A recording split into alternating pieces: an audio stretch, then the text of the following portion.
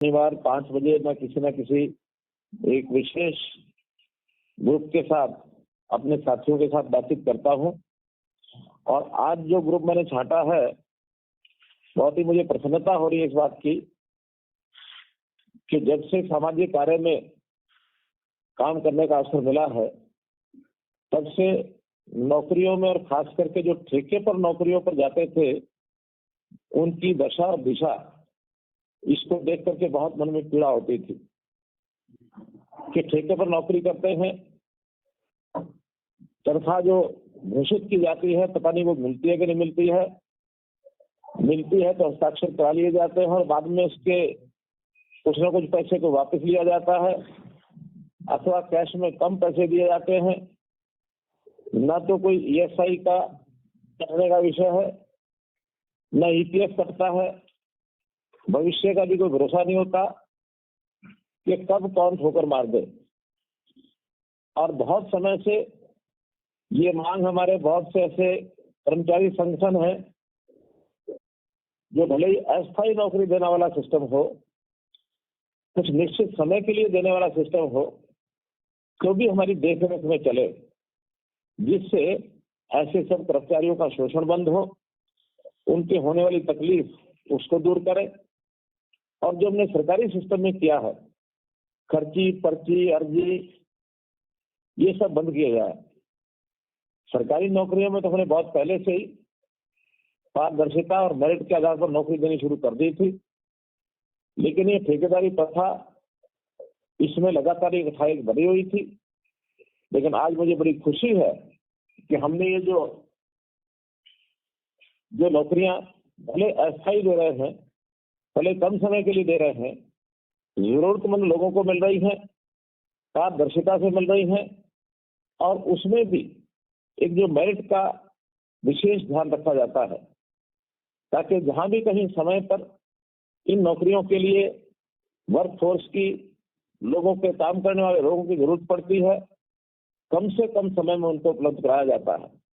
हमारी अन्य एजेंसीज भी हैं, चाहे वो स्टाफ सिलेक्शन कमीशन है या फिर एचपीएससी है, वहां नौकरी का जो एक लंबा सिस्टम, विभागों को समय पर ऐसे लोग मिल नहीं पाते, तो एचकेआरएन जो हमने हरियाणा कौशल विकास निगम ये बनाया है, इस हरियाणा कौशल रोजगार निगम में जब भी कोई मांग आती है तो कम से कम समय में उसको हम पूरा करते हैं।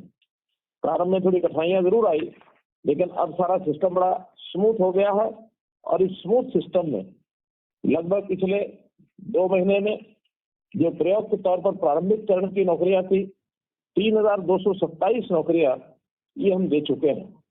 और इन 3227 नौकरियों में जिन वर्गों को नौकरियां दी हैं, उसमें विशेष तौर पर पीजीटी अध्यापक, ड्राइवर, आयुष, योग के जो सहायक हैं, योग सहायक और फिर लाइनमैन, मुख्य रूप से इस प्रकार के लोगों की नौकरियां दी गई हैं।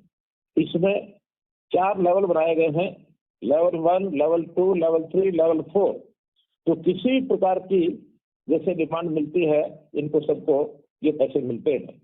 एचकेआरएन में जो मासिक आय है उसको भी हमने रेगुलराइज किया है, स्टैंडर्डाइज किया है, और जो पहले डीसी रेट के हिसाब से कहीं कुछ पैसा मिलता था, कहीं कुछ पैसा मिलता था, अब उसके लेवल निश्चित कर दिए गए हैं।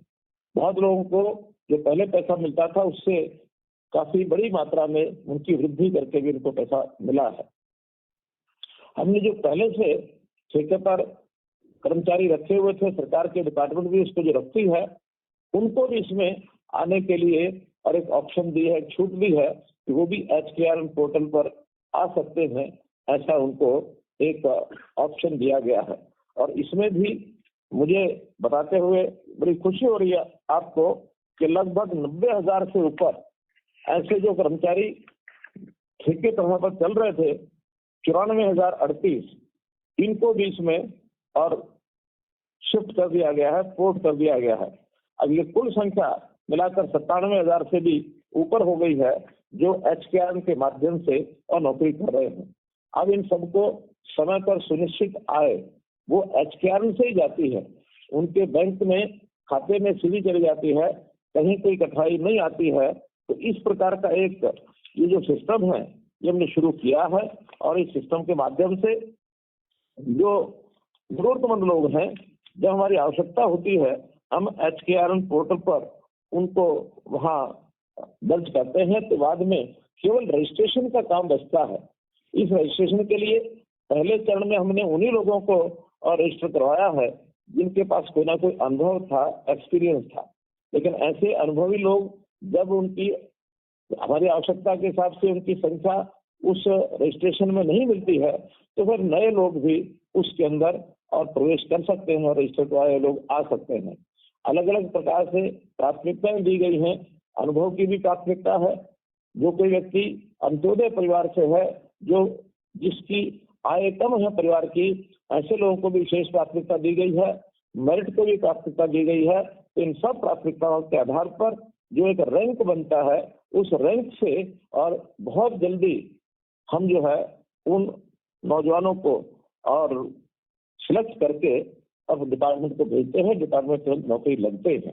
अब इसमें कई प्रकार के आयु वर्ग की कैटेगरी, जैसा 18 वर्ष के बाद व्यक्ति काम करने के लायक हो जाता है, लेकिन हमारा मानना यह है कि 18 वर्ष से 25 वर्ष तक की आयु ऐसी होती है, यदि परिवार सहयोग करे और यदि हमारी उस प्रकार की परिस्थितियां ऐसी हो, तो मेरा आप लोगों से आग्रह है, मेरी सलाह है कि ऐसे बच्चों को अपनी पढ़ाई, अपनी स्किलिंग, इस पर ही ध्यान देना चाहिए, जोर देना चाहिए।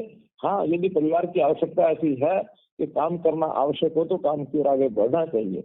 25 से लेकर के और 40 साल तक की ऐसी आयु है जिसमें हम भी इस HKRN पोर्टल से विशेष प्राथमिकता देते हैं कि उस आयु में व्यक्ति परिवार भी संभालता है, उसकी आवश्यकता भी अधिक होती है, तो उसको भी प्राथमिकता जरूर दी जाती है। तो इस प्रकार से बहुत से ऐसे पैरामीटर्स हैं जिनकी आवश्यकता को ध्यान में रखते हुए और हम ये नौकरियां देते हैं। काम है ये तो क्षणिक आवश्यकता के हिसाब से थोड़े समय का काम है।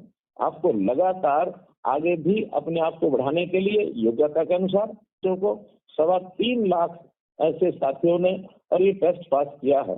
इस वर्ष में उनमें से लगभग 35,000 नौजवान और ग्रुप सी में नौकरी के लिए और सिलेक्ट किए जाएंगे। इसके तुरंत बाद ग्रुप डी के लिए और CET का जो टेस्ट होगा, कॉमन एलिजिबिलिटी टेस्ट का, उसमें भी जिनको उसमें नौकरी नहीं मिलती है ग्रुप सी में, उनको डी में भी जाने में आपत्ति नहीं होनी चाहिए, क्योंकि आखिर न करने से कुछ करना भला होता है, उसमें लगना चाहिए। लेकिन मैं फिर कहूंगा, अपनी योग्यता बढ़ाकर बार बार परीक्षा में जाकर के अपने आप को आगे बढ़ाने का अवसर ये बहुत मिलता है। कहीं एक जगह रुकना नहीं है, चलते चले जाना है, चलते चले जाना है। हम अब नौकरी कर रहे हैं, साथ में अपना कौशल को भी बढ़ा रहे हैं। ऐसा जरूरी नहीं है कि सरकारी नौकरी सबको प्राप्त हो। पक्की नौकरी अथवा